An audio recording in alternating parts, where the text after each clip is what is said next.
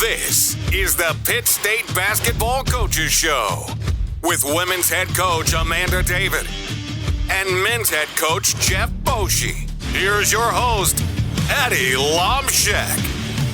Greetings, Pitt State basketball fans. Welcome to our weekly shows. Eddie Lomshek with Pitt State women's basketball coach Amanda Davied off the top. Gorilla teams coming off a pair of road games last week at Rogers State, at Central Oklahoma, capping a stretch where 5 of 6 were played on the road to open the calendar year. So been a long time since we've had much at home, but boy, do we have some home games coming up. 3 over the next 2 weeks, 4 of the next 6 total will be at John Lance Arena, 5 of the next 7 rather. So hopefully you can get out there and see the Pitt State teams.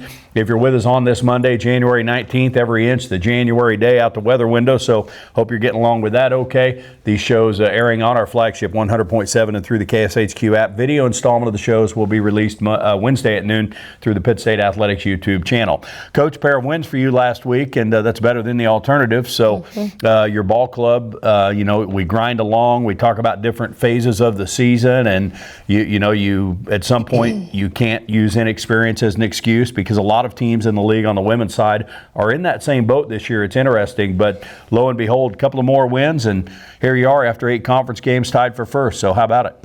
Yeah, it's just going to keep getting more tougher as we go, and more interesting. Hopefully we get to stay on the right side of that, and we'll be facing Missouri Southern coming up, and then Hayes again. We had that non-conference game scheduled with them early, and to see where we were at, and so it's gonna shake out pretty quick. Honestly, we know how fast February goes, and we're almost there. We talk about players having to stay in the moment. As coaches, you do too, because now right now you have a midweek bye, and then we'll have Southern at home this Saturday, and you have to focus on what's next. But do you find yourself ever kind of reflecting and watching film and seeing things that maybe you weren't seeing in November and early December? Just talk about in general the progress this team has made to get to 16-3 or whatever you are. So. Yeah, I think there's a lot of things that that we thought we could get to, and I think the biggest one is communication and chemistry. I mean, I think the UCO game, you could definitely see the chemistry starting to come to life. Just that time on the bus, the time in, we've spent probably more time, not a lot, but going to a restaurant setting and eating together. Those things do make a difference. I think there was a point where Harper probably really early in the year felt like she kind of just got left here. She'd been with her buddies that they all left, and she has this whole new team. And so it took probably a minute for everybody to get to where we are now. And on the court, off the court, filling those connections and getting that little bit of extra chemistry together. And then, you'll start to see our kids celebrate a little more because, they're quiet by nature and a little more reserved than probably who we've had in the past. And so for them to get comfortable with each other, and you'll see Clara now make a 3 and she kind of gets excited about it, has something to say, and Marin's starting to show a little more emotion, and so I think that a lot of that just has to do with their comfort levels and confidence levels between each other, and we're starting to figure out early in the year, I'd tell you, I don't know who to call a play for at the end of the game. Right. Obviously you'd go with Harper with her experience, but she's really, to that point, had been more of a table setter for everybody. And so it has started to become where we know where people what their spots are. They're starting to figure out what their spots are in an offense they've never ran before. But the one thing that has been a good stronghold for us has been our defense and our rebounding. And so the communication piece in our defense has made that better. But the rebounding's been really, really good by everybody. It's been kind of a staple in our program lately.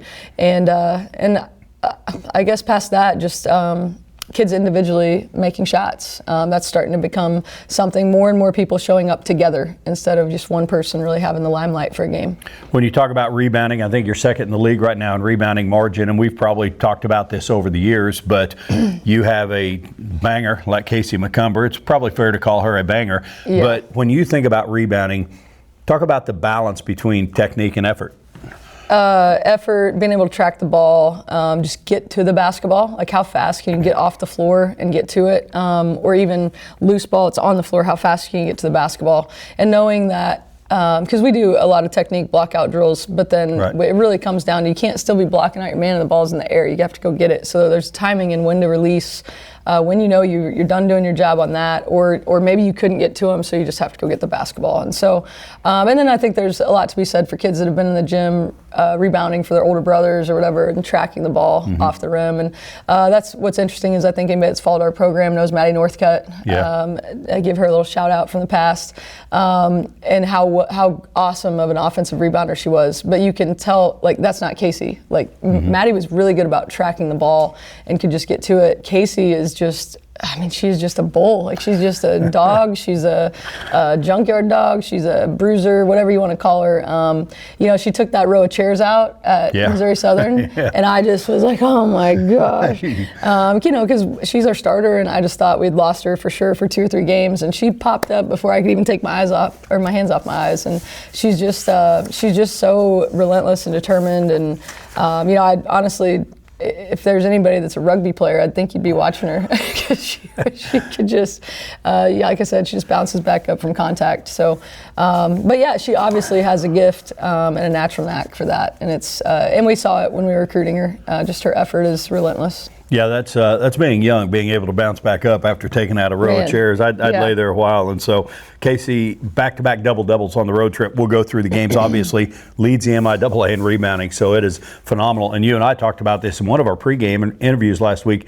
She's doing that 22 minutes a game. Yeah, and she's not playing 32. I hadn't really, it just clicked on me when you mentioned that during that interview, and I was kind of like, yeah, and she's not doing, because that particular game, I knew she didn't play the whole game. Right.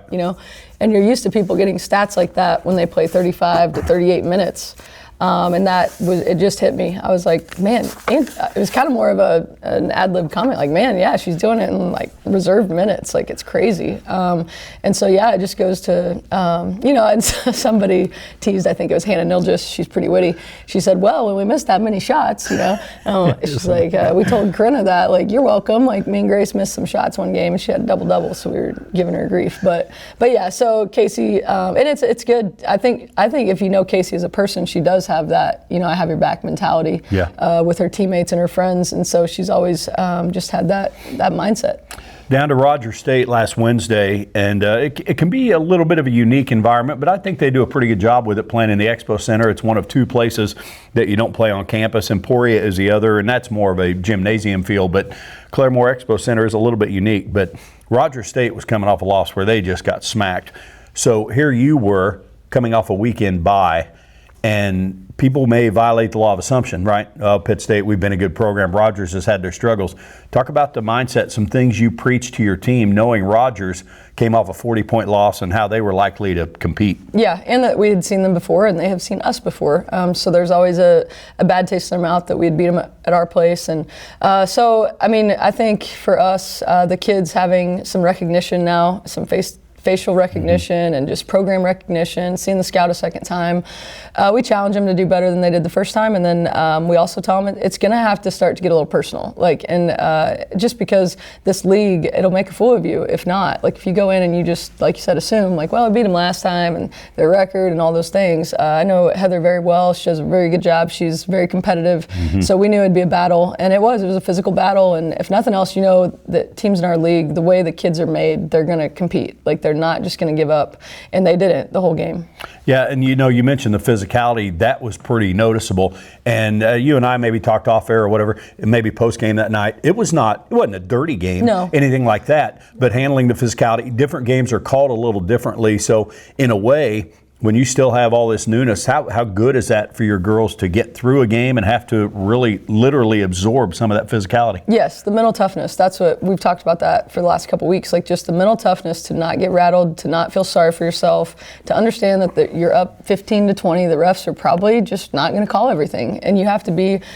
That's when we were saying, like, grow up. That's that mentality of, like, you have to grow up and understand your situational awareness that there's probably going to be an extra bump that doesn't get called, or referees are human too, and might have a little soft spot, whatever, and you just have to keep plugging away. You can't let it get into your emotions, and so that it was a good test for us emotionally and physically and in our maturity, because we did get a couple times where we looked at somebody and we'd just sub them out and just tell them, like, hey, you just have to keep going. Like, you can't react, and you can't let it get in your brain. And so I thought we grew a little bit in those moments. And then, you want a kid to come down and attack again, and see if they'll make that call, and then go to the free throw line and make your free throws and get even. We've talked about getting even that way, not getting even by being frustrated and making another foul. Rogers State, you hold them to 33%. 57 points is obviously a very good number as far as points allowed. Looking at Rogers State, what are the biggest keys to your defense putting up pretty good numbers there? We played pretty well in the gaps. Like, we played really good help defense, really good communication. We had each other's back in a lot, and we've talked to them a lot about whoever's on the ball is going to be a better defender if they can hear who's beside them. So I think that's been a big piece of it for that game. And then allowing them just one shot. I think maybe second half they got a few more offensive boards. The first half they had 9. Okay. And then you were plus 12 rebounding second half. You completely turned the tables on the glass second half. So. Yeah. So, I do remember that. Actually, I think I was getting my games mixed up. But yeah, we got much more active. The good thing was when they got a little physical, we got a little more aggressive. And I think before sometimes we've been just frustrated or or felt sorry for ourselves, and instead we answered with some offensive rebounds, some second chances, made a couple threes. Harper and Clara made a couple threes that were daggers, that were kind of snarl back. That you're not gonna get away with bullying us around. And so I thought that those were good mental confidence. That's also a big confidence thing, that when we got that kind of that extra just roughness, that we made a basketball play, and that builds confidence within our kids. Well, and it goes back to me answering, because you had led this game by 18 twice. It was within 7 early in the fourth quarter, and then we eventually get to those threes by Harper and Clara that were daggers that kind of sealed that game. You think about some earlier losses when you fell behind against Texas Women's or against Hayes.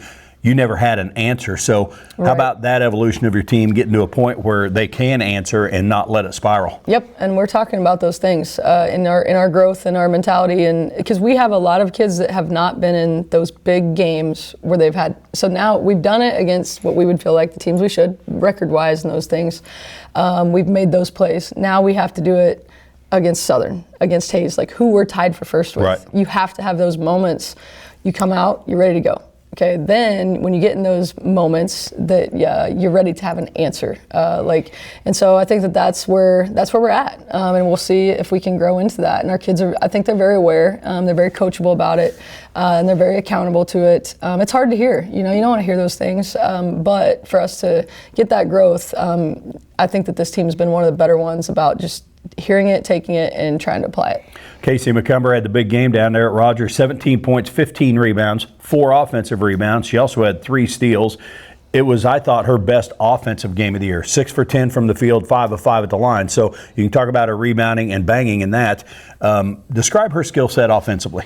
Well, and so to go into her skill set is her, and we met with her, I think it was a week ago, and we just encouraged her to get in the gym. She had a day last year she didn't have class, and we're like, why didn't you use that day to come in and get some footwork in?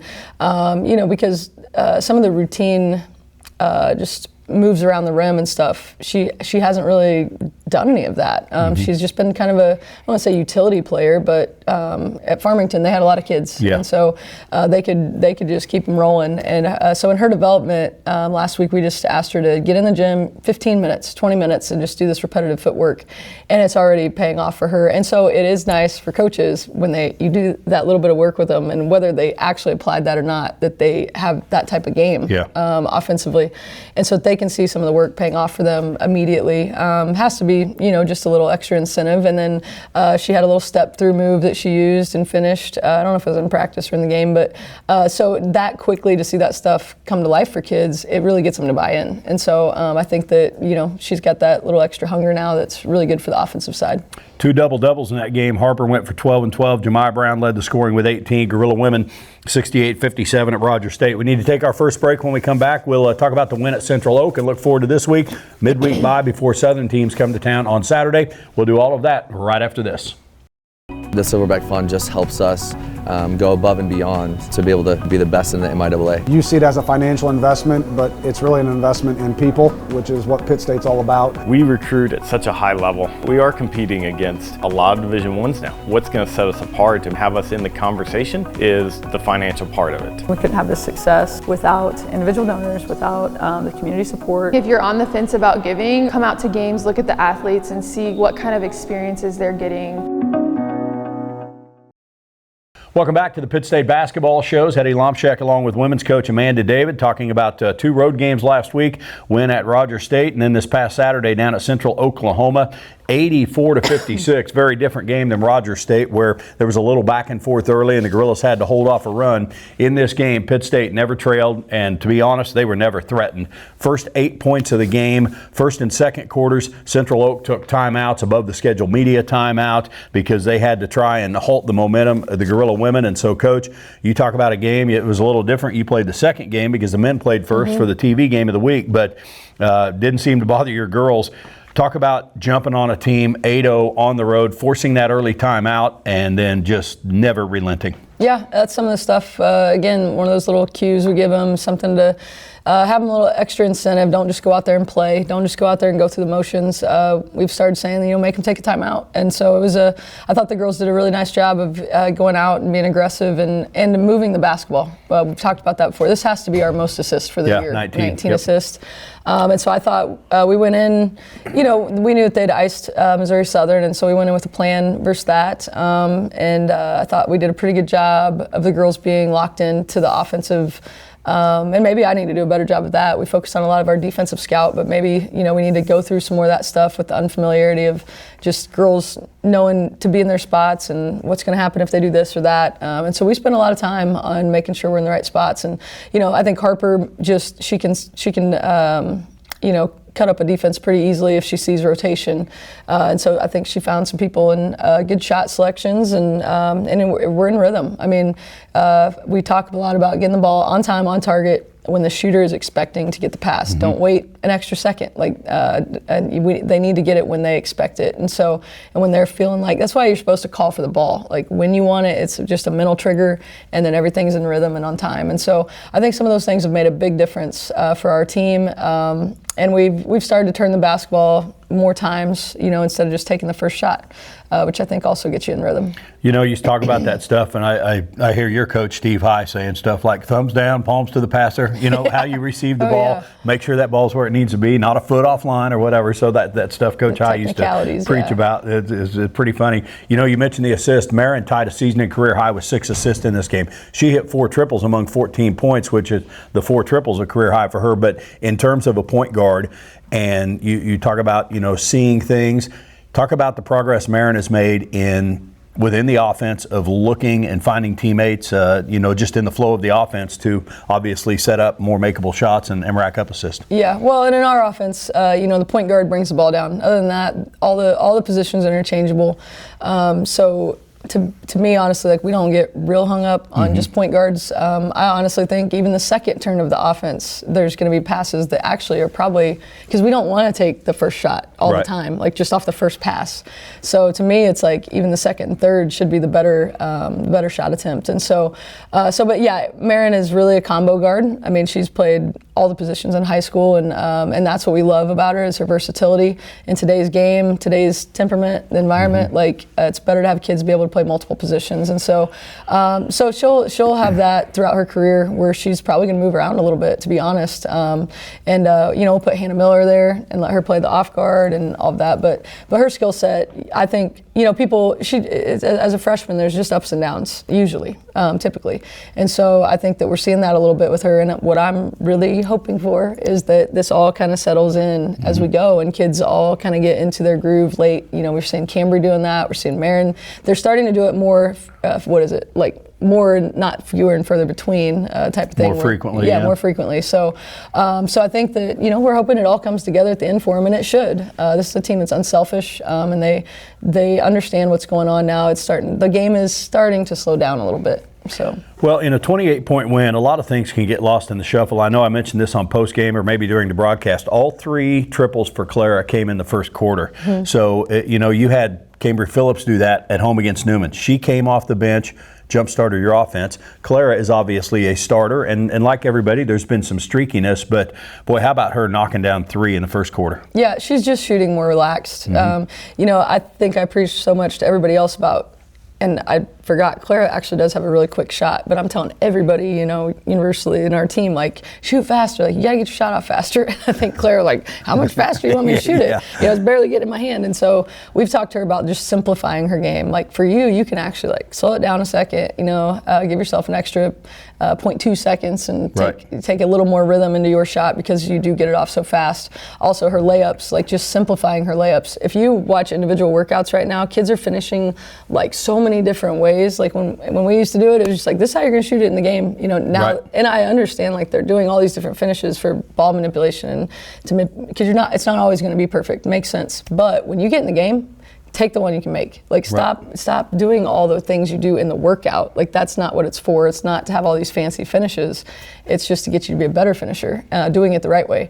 Or I shouldn't say the right way, but the simple way. And sometimes she's just making it too difficult, going off the inside foot, outside foot, like, just simplify the game. And so I think that has made a big difference for her. And I think, going back to Marin, I think Marin recognized some defensive shifts better in the game when you're talking about her assist. And so I think that, again, like, just finding Clara on time and on target has helped her too. Sometimes less is more, right? And simplify, so that's a good thing. Coach, you're up 45-24 at halftime, and 21-point lead is nice. It doesn't guarantee the finish. You have to sit through a 15-minute halftime, and the other team's talking about things they can do. And so maybe especially on the road, how pleasing is it to see your team come out and reestablish the upper hand in the opening minutes of the third quarter? Yeah, we talked real quick as a coaching staff, and then we were like, we got to get in there. We opened the door, and Harper's like, hey, a lot can happen in 20 minutes. Like, she's already talking to them, and that is player. We talked about it after the game. To me, that is amazing to hear players starting to talk about those things and not just be in there rah-rahing about what a half and, man, did you see this shot? Oh, man, we killed him on that. Like, no. Like, let's have a reality check. There's 20 more minutes. And so anytime that's coming from your players, I think that's amazing. It's a great example. We've talked about how great of a job Harper has done once she kind of, decided she wasn't here all by herself. We've got lots of great players around you. I think she has done a phenomenal job of leading this team and taking some of the cues that we're trying to give her for just be positive and just withstand some of the valleys and and ride the peaks and all that. And I just think she's done an amazing job. And it goes back to what we said about her high school career and her senior year. I think that it's very, very eerily similar. And so I think it's pretty cool to see her just being that awesome leader. So we hear her say that, and then it was like, let's get back out there. Like, here's the things, and then make sure that you're ready for this or that. We're doing good on this, we're doing bad on that, and do not relax. And then we always kind of say, like, hold them down and make them like it. And you start hear your girls say that, and so they're starting to get just a little moxie. They're starting to get just a little extra to them, and so that's a good sign too. Well, you were out there early with there was a lot of time on the halftime clock when you guys came back out, and that's okay because it worked out. I don't know that Central Oak even got closer than 20 in the second half. I mean, this was a fantastic job. 84 points and 14 triples. That gets a lot of attention. 56 points allowed. Talk about some keys to your defense in the win down there at Edmond. Well, and defense, we were very active in the gaps and, getting, what do we have? I thought we had some steals. 9 steals. Harper had a season high 5. Yeah, we're not a great steal team. We don't take a lot of gambles, but we were very active in the gaps. Again, I think that connection, that communication is really helping them. I've been telling them, like, you cannot be talking loud and not play intensely. So if you're communicating and you're very intentional with your communication and you're communicating at a high level, there's no way that you can just kind of be relaxed and playing on defense, not being active. So we talked a lot about that, and I think it's some things that are starting to show up in our in how active we are away from the ball. Yeah, and it just, season low free throw attempts and makes, and that's kind of a moot point because everything else was so good for you. Everybody played, everybody scored, that kind of thing. You started the same lineup all except one game. That was strictly for matchup purposes, given the bigs at Northwestern Oak with Amanda Burns' height over Casey in that ball game. How helpful is that as a coach that you've been able to stick with the same lineup when you talk about the progress you've seen in team chemistry in those areas? Yeah, I think it's very important. I think it gives players roles instead of just mixing it up all the time. They kind of know what to expect.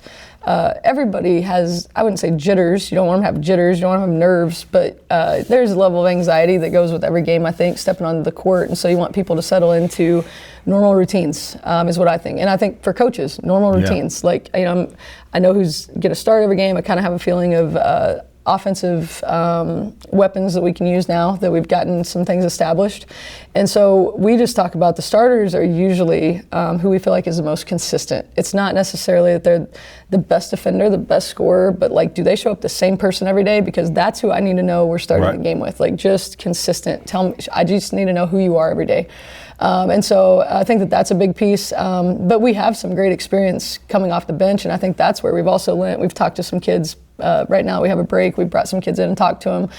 And we've talked about that they could be starters somewhere else. Like, so our team, please don't get hung up on that. Like, that you're a junior and a freshman starting. Like, let's just really, and this team's been great about that. Like, we've had a couple kids transfer in that they just want to win. They want to be a part of a program that's, a positive atmosphere and environment. The culture's good and those things. And so I think they've really lent into that. Hannah Nilgis and Macy James did that last year. That was big time. That, starting wasn't the thing. It was about winning, and just all the other things were so much more important. So it'll take you a long way for sure. Well, we get ready to play Southern for a second time. We'll talk about that later in the week. You have a midweek bye, but the big thing is school resumes this week. And so how about your kids almost readapting to a different schedule, right? Yeah. I think Harper's done with her clinicals, and so that'll give us a little bit better schedule as far as just not going as late. So this year's been a little bit better for us in that avenue, just not as many different majors that go later in the day. So it's been different. It's been really, really good, actually, and because there is some mental part to that. Those get to be long days going at 6 p.m., and so it's been good for our kids. And but classes overall, I mean, they'll get back into it, and they're great. I mean, we had a 3.7 or something last semester, so we don't worry too much about it. But they have their things in line, and I'm sure there's some of them. I asked one of them if they're ready to get back to class. Of course, she's a semester from graduating, and she's like, "Oh, I'm ready," And so, and we talked about this the other day. They only have 30 days, really about 30 days, depending on the tournament, what day you start, of practice left. Like, that's wild. We have 30 days to get better. 30 days to bump our head and the things that we want to. And so it'll be like I said, a speedy finish. Classes will make it even go faster for them. Yep, it goes by in a hurry, and it sure does. After this midweek bye, we'll play 2 doubleheaders a week through the end of it. So with that, we'll wrap it up with Coach David. We'll take our next break on the show. So when we come back, men's coach Jeff Boschee will join us on the other side. Stay with us.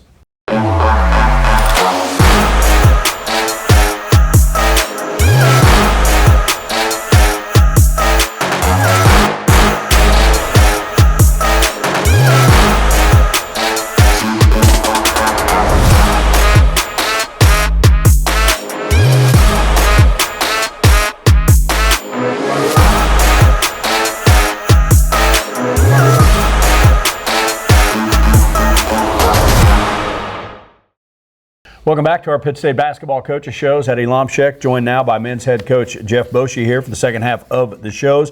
Gorilla men, unfortunately, did not fare as well. A couple of hard-fought games, but losses on the road last week.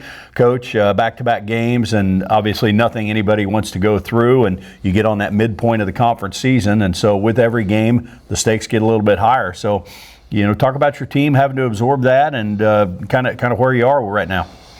Well, it's going back and watching both those games. Thought we did some good things.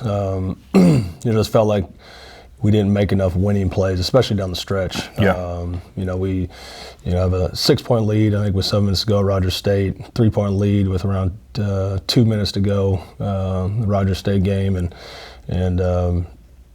just come down and make mistakes mentally and not executing the scouting report and certain sets that we had covered over and over again in scouting report, and Jordan gets a backdoor layup and goes to the free throw line and scores it, but it's just one of those things we got to be able to close games out, especially just defensively executing, and offensively we got to be able to make plays. Teams are giving us problems right now with switching everything, and still I thought the UCO game, I thought we did a lot better job we just missed some shots, some wide open shots that I felt like we had been making, and then boils back down again defensively toward down the stretch.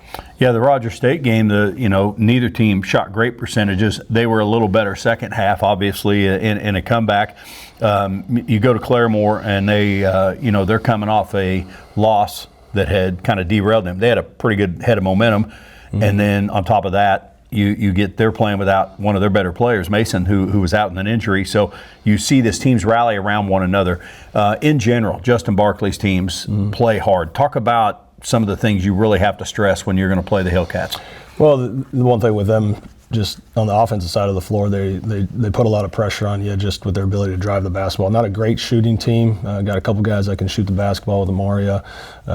He made some unbelievable shots, flying off of pin downs and shooting the basketball coming off at full speed, and hit a tough three in front of their bench, step back three. We just kind of flipped it up there, and Mason was right there. I mean, there's really nothing you can do about it. But his teams play extremely hard, and they got a good balance of having a Caden Fry, just his ability to rebound the basketball, score the basketball inside, and then Tim Jordan played great. He really hurt us. I'm not sure what he finished with. 20 points. 8 of 12 from the field. And very efficient, and did a little bit, really hurt us inside. But that's what you're going to get with their team, just a tough team. And, he had the same situation last year when Kofi, I can't remember his last name, Kofi, the four-man, ended up becoming ineligible the second half of the year, and they kind of rallied around the guys that they had and played well. So, those other guys on the team, guys that are coming off the bench, maybe their roles increase and they get a little bit more confidence and they play well. So,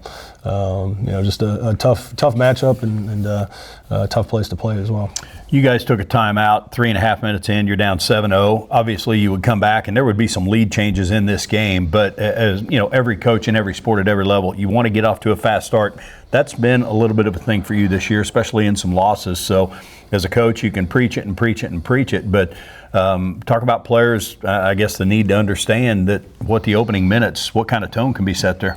Yeah, it happened, the Southern game. We were fortunate enough to go on a big run there. It happened the last two games. And, a lot of times just turning the basketball over and giving up offensive rebounds, putbacks. And, you got to be focused right from the jump. You got to, we talk to our guys all the time about, your voice can get you going as far as on the defensive side of the floor. And that's where you got to make the impact at the beginning of the game, is on the defensive side of the floor.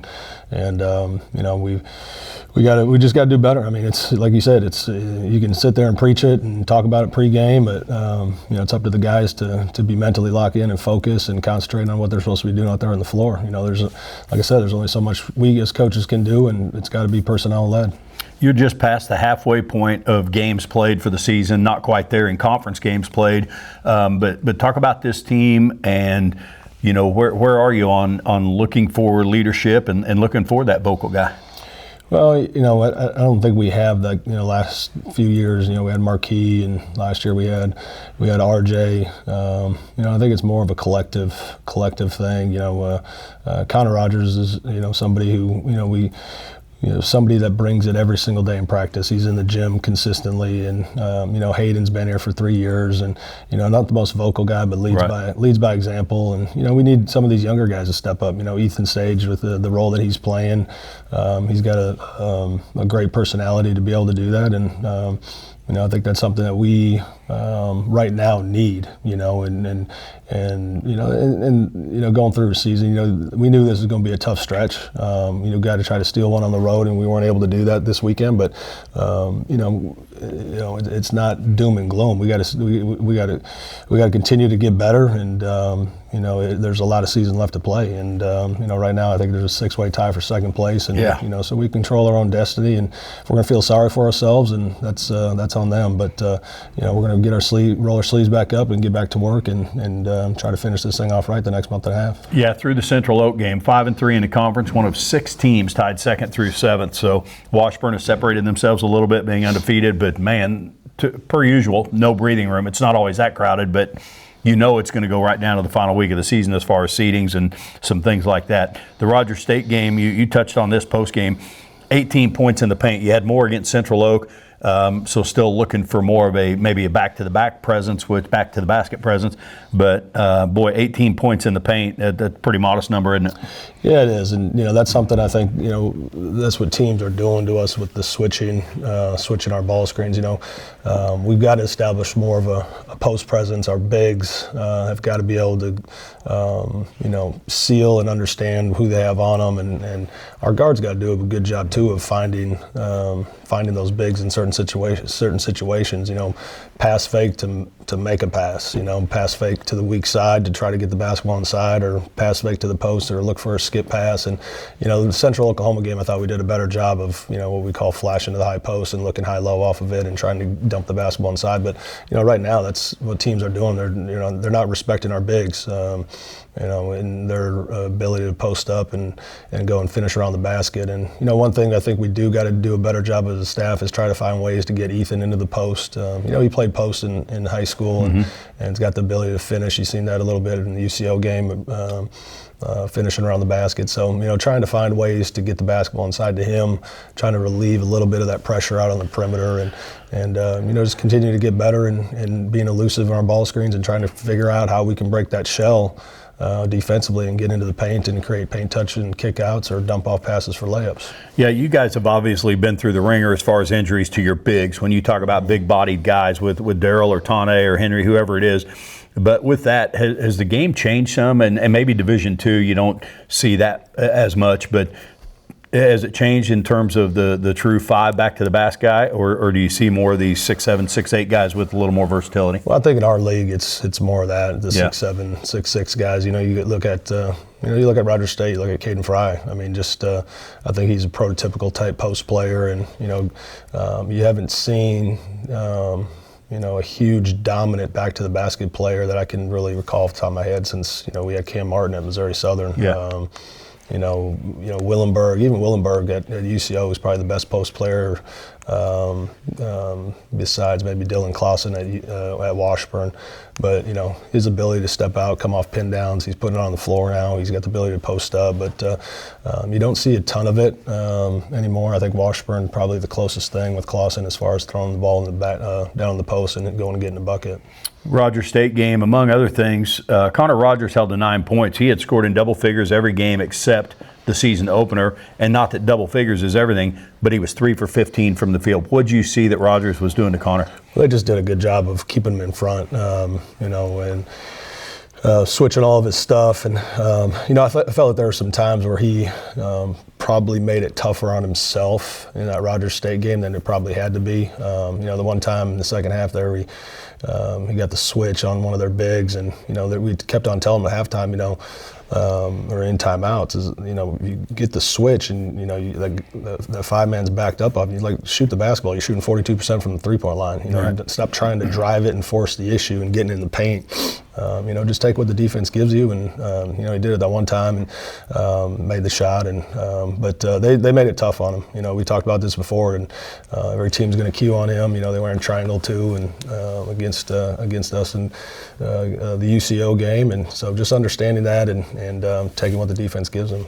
Yeah, 2 leading scorers for Pitt State, Connor Rogers, Mason English. In that loss at Rogers, go a combined 9 for 32, and so they're going to be the higher volume shooters, but unfortunately not so great that night. Coach, only single-digit turnovers, which is awesome, but then at Central Oak, that kind of reared its head a little bit.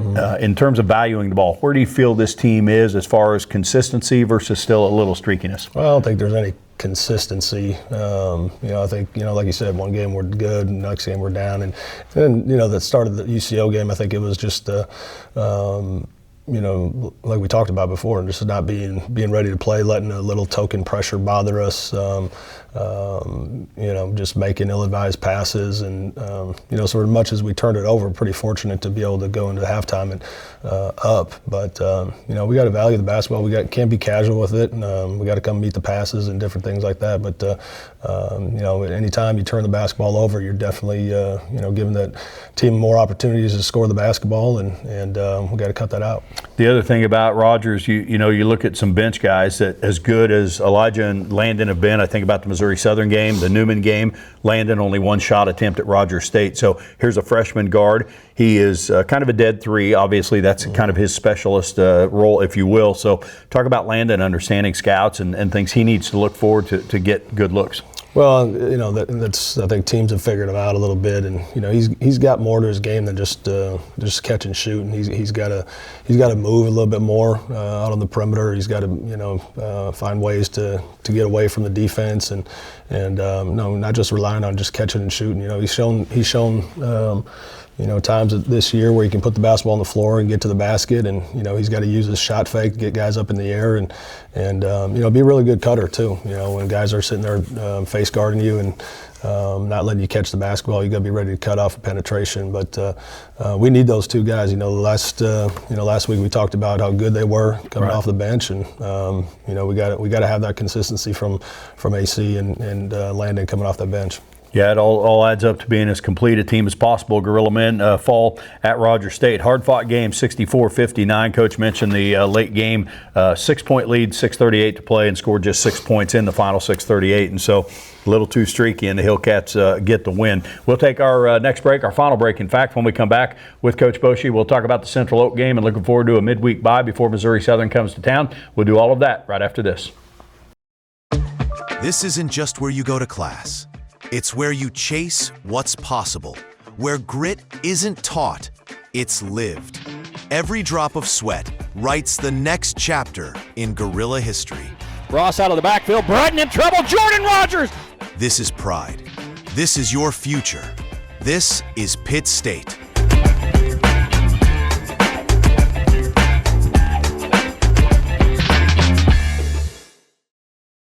Welcome back to our final segment of the Pitt State basketball shows for this week. Eddie Lomshek along with men's coach Jeff Boschee. Again, if you're with us on this Monday the 19th, following the games at Central Oak this past Saturday on 100.7 or through the KSHQ app. Video installment of the shows released Wednesdays at noon through the Pitt State Athletics YouTube channel. Gorilla team's headed for a midweek bye before Missouri Southern will come over this Saturday, finally getting some home games after playing 5 of 6 on the road to open the new year. And for the men, you go back to San Antonio. They've had one home game in like the last 46 days or whatever it is. So that will be nice and hopefully means something. Coach, down to Central Oak, you guys played the 1:30 game. You had the opener for regional TV purposes. In athletics, you get really regimented, and we're all creatures of routine and creatures of habit and that a little bit. So how does that change things for you guys playing the early game? Well, shoot-around's a little bit earlier. Yeah. Getting guys up and getting them going, getting them ready, getting them loose. And then we didn't have much time after shoot-around. We literally came back, watched film, gave the guys their pregame meal, had about 40 minutes to go shower and come back down and leave for the game. So, I don't mind. I like getting the games. I'd rather play every night at 1 o'clock. Me too. Noon. Just get them over with. Wake up, eat, and go play, right? Yeah. So Gorilla men did get the early game, so made a little different routine. I mentioned the early turnovers, had to take a timeout, and some, again, they weren't necessarily looking to trap and press. Did you anticipate that backcourt pressure from them? We knew, they did it a little bit at our place. We knew they've done it in and out. They hadn't done it in a while. So came out of it, came out of the game and in it, and didn't handle it very well. And it wasn't anything crazy as far as trying to turn us over. I think it was more kind of what we do, try to slow us down a little bit, and just the casual passes. And a couple times we didn't even get anybody to the middle of the floor, and guys not recognizing that. And that's a part of just being locked in and being focused and understanding what they're throwing at us. And we got to do a better job of that. And then the other thing, just some of the casual passes, throwing the basketball at some guys' feet and bobbling it, and then getting the basketball back, or coming off of a ball screen and throwing it right to the other team. Yeah. Just silly mistakes that we can't afford. And you've seen the effectiveness. You guys run a couple different things. We'll see a two-man kind of box pressure, and then other times you'll have Ethan Sage on the point. They have Nwankwo on the point, and here's a guy that had an ankle injury, and I still don't think he's 100%, but he's effective with his length and versatility. Talk about having that 6'6" or 6'7" athlete on the point of that backcourt pressure.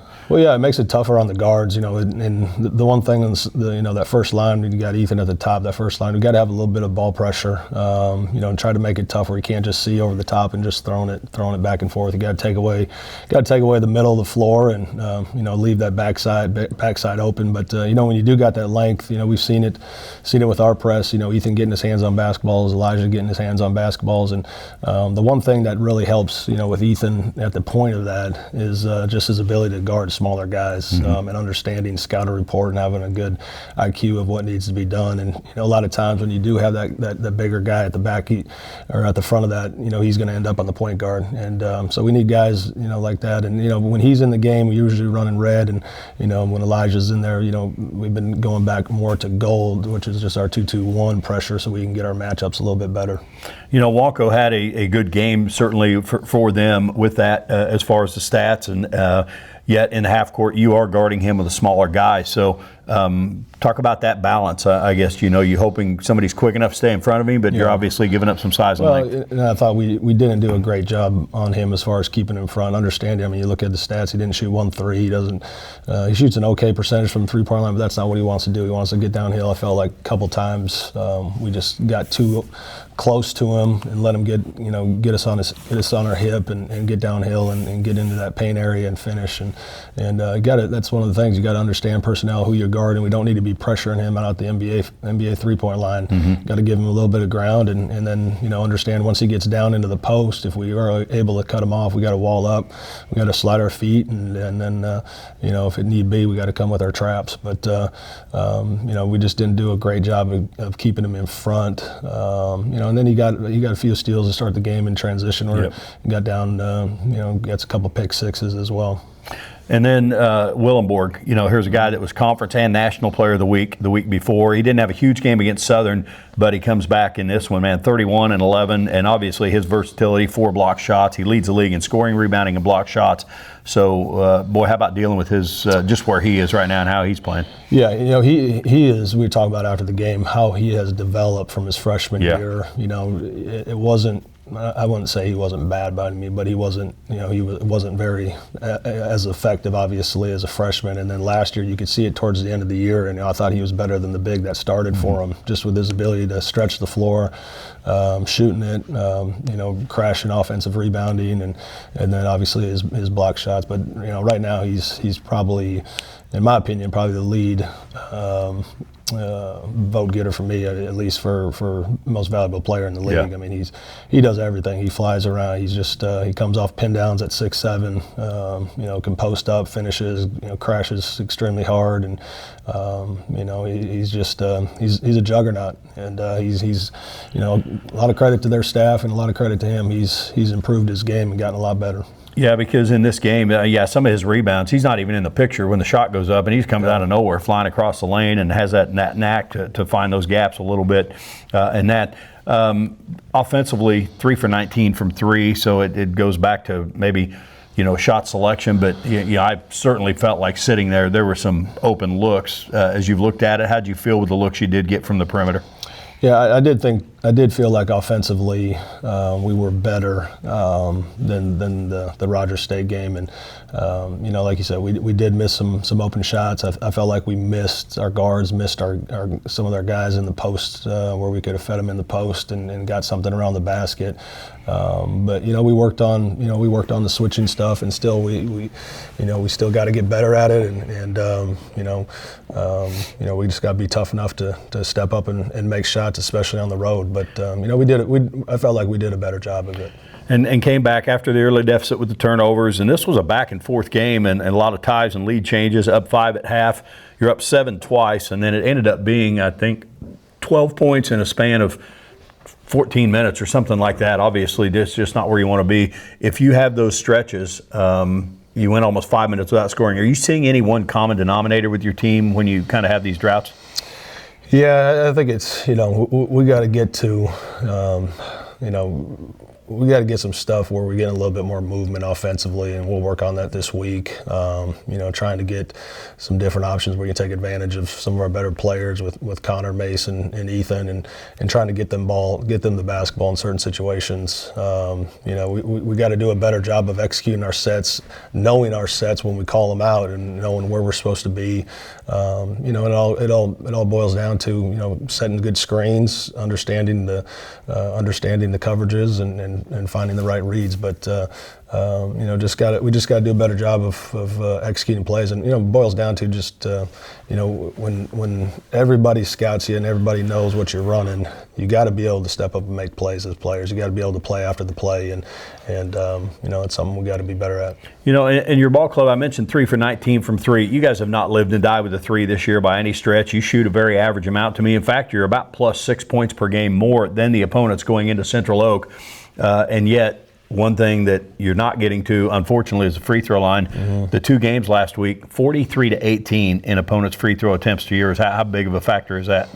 Well, that's huge, and I attribute that to us and the inability to get the basketball inside the paint. We got to get paint touches, and with them switching everything. If I'm the opposing team, that's what I'm probably going to that every game. Switching our ball screens and keeping everything up front, but like I said, we've got to find a way to get into the paint, break that shell, get to the free throw line, being aggressive, and stepping up and making free throws. But that's going to be key for us this next week in practice. Connor went for 22 down at Central Oak, 10 of 18 shooting, very good percentage for a perimeter-oriented player. What did you see from him in that game?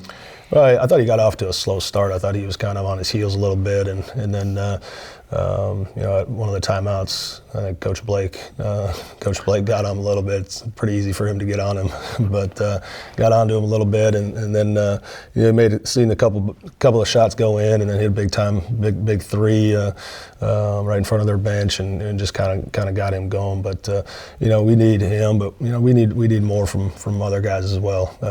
We need like you talked about, we need guys coming in off the bench, giving us some stuff, and can't just be a one-man show out there. Yeah, unfortunately, just not enough areas. There's you can pick and point so many things because the game ends 10 points. Rogers State was a 5-point game. A lot stands out over the course of 40 minutes, but that's why every play matters, isn't it? Yeah, and like I said, it comes down to, I think, just the end of the games of these last 2 games. We haven't made enough winning plays to get it done. We just up late against Rogers State, and just falter defensively and not getting stops, and then just the lulls on the offensive side of the floor that we're having. And even in the UCO game, I think we were down 4 or 6 or something with 2 minutes to go, and we come down and take a terrible 3-point shot with kind of rushed, and then they get the basketball right back, and it's going through learning lessons, growing pains, and guys like Ethan and Mason, freshmen, just learning how to win. When you got a bunch of young guys out there on the floor, and I think at the end of the UCO game we had Ethan and Mace and Landon out there, and Hayden, who hadn't played much in his career, and so we got to get back to, in practice, going through more situations and trying to figure out how to win in tight games, and that's something we're struggling with. I mentioned this with Amanda, and obviously for your guys as well. School resumes this week, so how about you guys getting back to a new routine now? Yeah, just getting back into class and having a kind of a set routine practice-wise and everything going to do. But, and now with class, guys got to continue to get in the gym. And I've had, guys getting in the gym just with no classes and working out. But, just finding that routine and getting back into it and finish this next month and a half off right. You can do little by little leading up to Southern. You'll really dive into them later in the week. You have a midweek bye, though. So talk about kind of having an extra practice day, and I guess at the risk of overstating the obvious, the importance of your practice time this week. Yeah, it's got to be big for today. We'll work on ourselves and once we get off, later in the week we'll start focusing on Southern a little bit. But we got to work definitely, just offensively of, what we've been talking about, trying to figure out some ways to get some of our better players to basketball in certain situations, certain spots on the floor, and then, defensively, we've had some bad moments defensively, but if you look at the percentages last 2 games, we haven't been bad defensively. It's just right. At the end of the game, not executing what needs to be done. So continuing to get better there, and we got to keep our head up, keep pounding the rock, and getting better. We've seen how good this team can be, and every team, majority of teams that play basketball go through certain situations like this. I talked to our guys after our game. 2 years ago, we made the NCAA tournament. We had 2 times where we lost 3 in a row, and we had great kids. We had kids that stayed positive. We had kids that continued to work, continued to get better, and we started playing our better basketball down the stretch. Well, hopefully that's ahead for Pitt State. Gorilla men need it after back-to-back losses, but a lot of season left, and a lot can happen still going the other way as well. With that, we are out of time on this Monday. Appreciate you being with us, and again, video installment of these shows will be released noon Wednesday through the Pitt State Athletics YouTube channel. For Coach David and Coach Boschee, I'm Eddie Lomshek. Thanks for being with us, and go Gorillas.